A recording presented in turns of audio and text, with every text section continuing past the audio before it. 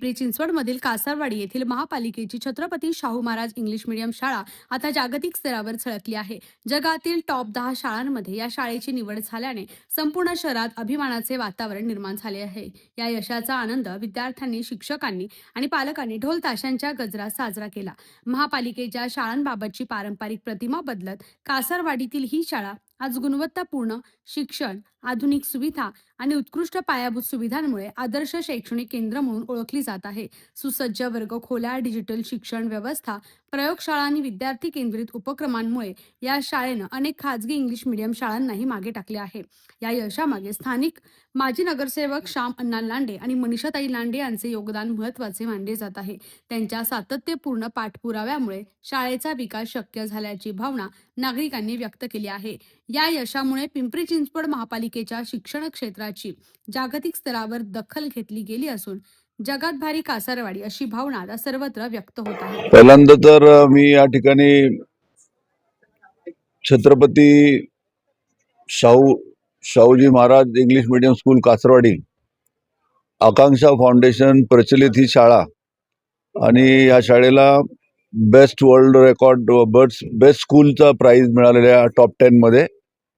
आणि मगाशी आपण पाहिलं असेल की त्यांच्या सीईओनी ज्यावेळेला भाषण केलं त्यांनी सांगितलं की ही पहिल्यांदा सरप्राइजिंग नाही आहे, त्यांना तर तिसऱ्यांदा त्यांनी हा रेकॉर्ड अचीव केलेला आहे। ही सोपी गोष्ट नाही आहे, कारण जगाच्या आजच्या स्पर्धेच्या युगामध्ये ती पण महानगरपालिकेची सहयोगाची शाळा आकांक्षा फाउंडेशन सोबत त्यांनी जो करार केला आणि त्या कराराच्या माध्यमातून गोरगरिबांना, सामान्य कुटुंबातल्या विद्यार्थ्यांना कासारवाडी सारख्या ठिकाणी ही शाळा चालवून खरं पाहता त्यांचं कौतुक करावं आकांक्षा फाउंडेशनचं तितकं कमी आहे। त्यांचे सीईओ असतील, त्यांचे प्रिन्सिपल, त्यांचे टीचर, त्यांचा संबंध स्टाफ ते खऱ्या अर्थाने आपल्या स्वतःच्या पाल्याची काळजी घेतात, त्यापेक्षाही पलीकडे जाऊन ती पोरांची काळजी घेत आहेत।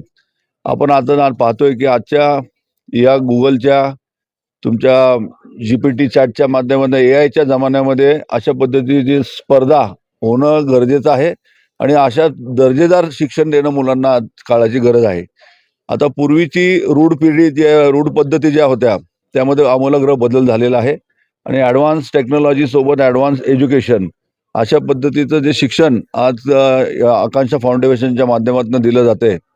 आज खरं पाहता तर पिंपरी चिंचवड महानगरपालिका कोट्यवधी रुपये खर्च करते नगरपालिकेच्या शाळांमध्ये।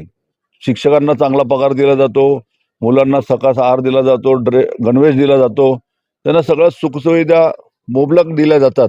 परंतु आपण पाहतोय की दिवसांदिवस महानगरपालिकेतल्या विद्यार्थ्यांची संख्या ही घटत चाललेली आहे। त्याचं मूळ कारणच हे आहे की तिथं शिक्षणाचा दर्जा चांगला दिला जात नाही।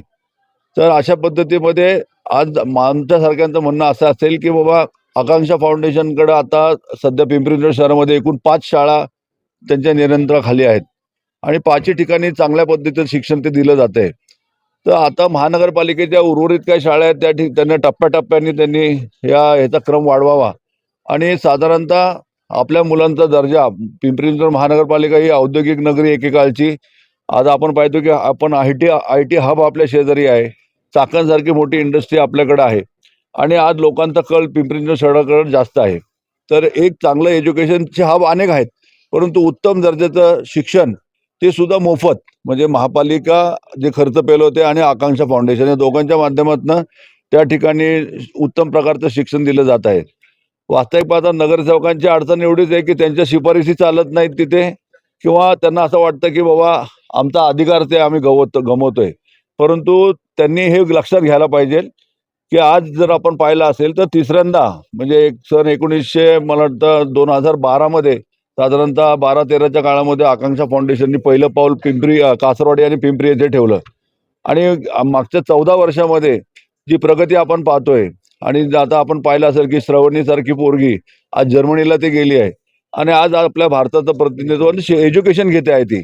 परंतु कालांतरामध्ये अशी चांगली पोरं घडावीत आणि पोरांचं भवितव्य उज्ज्वल व्हावं यासाठी निश्चितच आकांक्षा फाउंडेशन सोबत जर आपण जॉईंट व्हेंचरमध्ये अशा पद्धतीने जर शाळा चालवल्यात तर निश्चितच उत्तम दर्जाचं शिक्षण मुलांना उपलब्ध होईल। आज काळाची गरज पाहता आता लोक म्हणतात की आम्हाला इंग्रजी माध्यमामध्ये शिकायचं आहे, त्यामुळे आपण पाहिलं असेल की आपण महाबळेश्वरला जातो, महाबळेश्वरला गेल्यानंतर तिकडचं जे गाव आहे बेलार बेलारला आपण म्हणतो पुस्तकांचं गाव, तसं त्यांनी आता कासरवाडींना पुस्तकाचं गाव कासरवाडी असं म्हटलेलं आहे. ही आपल्या सर्वांसाठी कौतुकाच बाब आहे. आणि विशेषतः आमचे श्याम लांडे असतील, त्या ठिकाणी आमच्या ताई असतील, लांडेताई असतील, जितेंद्र ननावरे असतील, वर्षा जगताप असेल, मी त्या पॅनलमध्ये आहे. आमचा तर फुल सपोर्ट आकांक्षा फाउंडेशनला आहे. आम्ही प्रयत्न करतोय की आता लवकरच संत तुकाराम नगरमध्ये पण आमची दीनदयाल उपाध्याय शाळा जी आहे तिथं विद्यार्थ्यांची संख्या खूप कमी झालेली आहे. तर आकांक्षा फाउंडेशन सोबत जर तिथं टायअप करता आलं तर निश्चित आम्ही करू, आणि ते आमचं दुसरं पाऊल असणार आहे आमच्याच प्रभागामधलं. त्यामुळे मी आज या ठिकाणी टॉप 10 मध्ये Chhatrapati Shahu Maharaj English medium school Kasarwadi, Aakanksha foundation संचालित आणि महापालिकेच्या सहयोगातनं जी आली आहे त्यांचं मी मनापासून या ठिकाणी खूप खूप अभिनंदन करतो, कौतुक करतो.